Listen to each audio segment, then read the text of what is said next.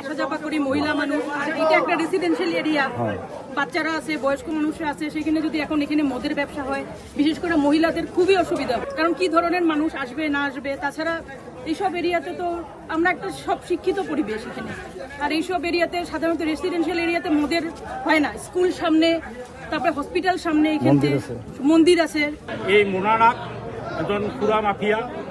মোনানাগৰ চাৰিখন বিভিন্ন ঠাইত দোকান আছে আৰু মোনানাগে চাপৰ পৌৰসভাৰ উপ পৌৰপতি হিচাপে থাকি তেখেতে আজি এটা সুবিধা গ্ৰহণ কৰি মনে মনে আমাৰ জননেতা শৰৎচন্দ্ৰ সিংহ ডাঙৰীয়াৰ এই জন্মভূমিত আত্মসন্মান বা জননেতা শৰৎচন্দ্ৰ সিংহৰ যি বাণী আছিল, চাপৰ নগৰ অঞ্চলত মদৰ বিপণী হ'ব নালাগে বুলি, কিন্তু আজি এই মোনানাগে আজি নিজে মানে ভৰিৰে সেই সন্মানক গচকি মোহাৰি আজি ধ্বংস কৰি আজি মোনানাগে ইয়াত চাপৰত আজি মদৰ বিপণীখন খুলিছে। ইয়াতে একচুৱেলি এখন ৱাইন শ্বপ খোলা হৈছিলে, আমাৰ লাইচেঞ্চ পাইছে অলৰেডি।